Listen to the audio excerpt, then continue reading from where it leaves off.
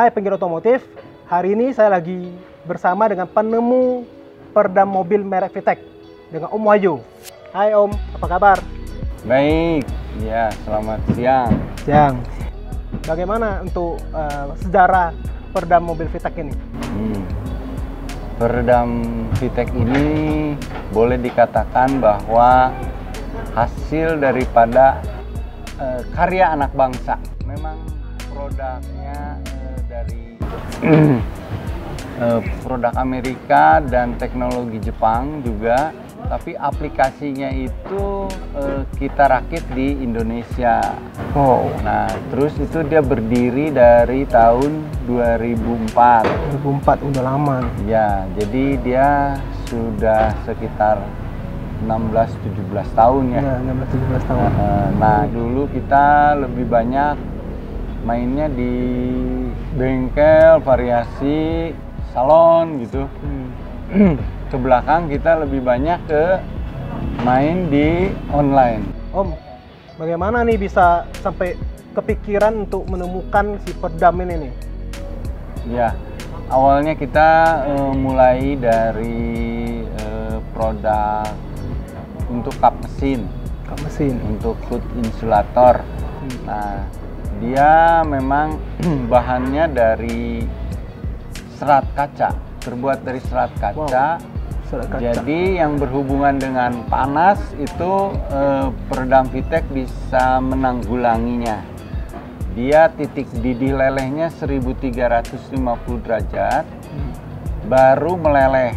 Sedangkan titik didih leleh besi adalah 600 derajat. Jadi 2 kali titik didih leleh besi.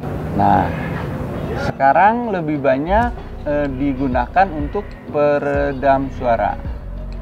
Bisa juga ya untuk peredam suara ya? Bisa untuk peredam suara karena dasar daripada peredam suara itu adalah harus tahan panas. Tidak boleh berubah bentuk pada saat kena panas, pada saat kena embun, kena suhu pagi, dia tidak boleh berubah bentuk. Nah, peredam VTEC sangat cocok untuk memenuhi syarat itu ya? Ya, jadi peredam suara dan peredam panas. Oke, jadi sekaligus bisa meredam panas dan juga bisa untuk meredam suara. Ya, dia jadi bukan hanya untuk dipakai di kap mesin aja, dia dipakai juga untuk di door trim, di lantai, di plafon. Nah, terakhir kita menemukan satu cara untuk mengatasi masalah suara yang timbul dari suara ban. Aspal ya? Ya, kita akhirnya mengeluarkan produk peredam suara yang berbentuk gulungan. Nah, dia kenapa peredam yang untuk fender depan, spakbor depan, terus peredam suara mesin di dashboard, terus peredam fender belakang, spakbor belakang berupa gulungan karena di situ ada ruang kosong yang ternyata menimbulkan suara gaungan, berisik yang merambat ke dalam kabin mobil. Jadi sekarang VTEC bisa dipakai untuk full body. Full body ya? Termasuk untuk di bagian plafon. Oke, kan sekarang ini orang tahu peredam itu kan peredam aspal, peredam karet atau busa gitu ya. Kenapa sih orang harus pakainya tuh VTEC nih? Ya, di pasaran itu kan ada peredam yang dari bahan aspal, ada yang dari bahan karet yang disebut rubber, ada yang dari bahan busa, peredam busa. Nah, kembali lagi sebagai titik dasar daripada peredam suara itu adalah harus tahan panas. Sedangkan sekarang yang namanya aspal, karet, dipanaskan dia melembek. Lama-lama dia meleleh kalau misalnya dibakar. Bisa berubah bentuk lah ya intinya. Bisa berubah bentuk. Jadi dia tidak tidak tetap gitu, berubah bentuk. Nah, kalau misalnya sekarang dia kelemahannya itu pada saat kena air, uap air, embun, nah dia mengeras. Pada saat baru dipasang masih lembek karena dipanaskan. Betul. Berulang-ulang kena serangan panas, uap air dingin, panas, uap air dingin, dia mengeras. Jadi seperti kayu. Nah, kalau misalnya sekarang dipakai sebagai peredam suara, keras, bukannya jadi meredam suara, dia permukaannya aja tertutup. Bagaimana bisa menyerap suara? Cocoknya, kalau saya boleh guyon sedikit, aspal itu cocoknya untuk mobil anti peluru. Karena apa? Begitu ada peluru masuk, dia kesat. Nggak tembus ya. Tapi aspal itu dia menambah bobot berat. Satu bodi mobil full itu antara 60 sampai 80 kg. Nah, sedangkan peredam kita ini sangat ringan. Kita misalkan di satu pintu, satu daun pintu, peredam aspal bisa terpasang 6 kilo sampai 9 kilo. Satu pintu? Ya, sedangkan door trim kita, peredam door trim, hanya setengah kilo, 500 gram. 500 gram ke 6 kilo? Ya, jadi jauh dia sekali. tidak ada beban untuk membebani pintu engsel jadi rusak. Oke. Peredam kita ini sangat ringan. Dengan berat juga otomatis jadi lebih boros bensin ya, karena seperti tambah satu penumpang gede nih 80 kilo ya.